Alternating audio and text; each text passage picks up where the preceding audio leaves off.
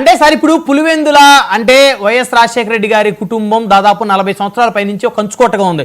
ఇప్పుడు ఆ కంచుకోటని TDP BJP Janasena ఈ కూటమి బద్దలు కొట్టిందని అనుకోవచ్చా?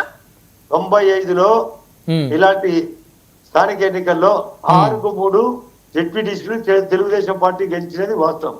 ఓకే, కాబట్టి సరైన పోటీ ఉంటే సరైన స్థానము ఆ ప్రజలు ఇచ్చేదానికి రెడీగా ఉన్నారు. మేము దాన్ని సరైన ప్రాతిపదికలో నడిపినాం, వాళ్ళ భయాన్ని పోగొట్టినాం, మా భక్తి భావాన్ని పెంచినాం.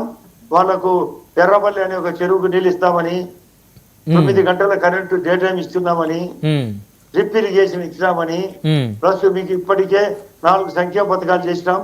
15th ఆగస్టు నాడు 5వదని, P4 పేరుతో 6వదని, మా మోడీ గారి యొక్క ఆధ్వర్యంలో Amaravati, Polavaram, railway zone, national హైవేలు, అన్ని టూరిజము, ఇన్స్టిట్యూషన్లు, ఆయుష్మాన్ భారత్ కార్డు ఇలాంటివి చేస్తామని ఎప్పుడైతే నమ్మకం కలిగిందో మా మీద విశ్వాసం పెరిగింది, వాళ్ళ భయం పోయింది, మా భక్తి పెరిగింది. ఓట్లు వేస్తారని బాగా పంపకం కూడా భారీగా చేసినాడు. ఎన్ని చేసినా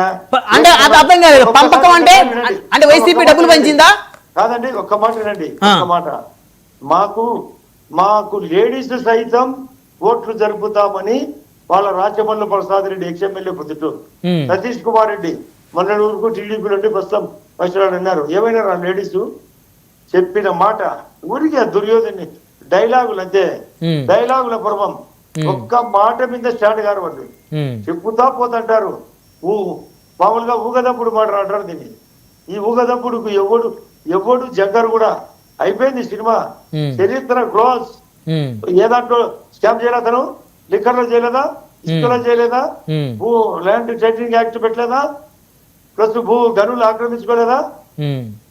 ప్లస్ జగనన్న ఇళ్ల పేరుతో భూ కబ్జాలు, వైజాగ్ లో భూ కబ్జాలు, అనేక అక్రమాలు, పాడా ఫండ్స్, ఎడాపెడా ఫ్రాడ్, పనులు చేయకుండానే బిల్లులు కాజేసినారు పనులు.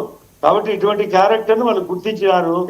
ఇక్కడ దానికి తోడు అరటి, చీనీలో పర్సెంటేజ్లు, చికెన్ అమ్మితే 25 రూపాయలు per kgకి వాళ్ళకే అంట. కాబట్టి ఇవన్నీ గమనించారని తెలుసుకున్నాక, మేము చెప్పినాక ఆడోళ్ళని ముందు చెప్పి వాళ్ళ ముందుకే రానిలే. ఇది ఎక్కడ వాళ్ళ నిజం ఎంత. కాబట్టి నేను పదే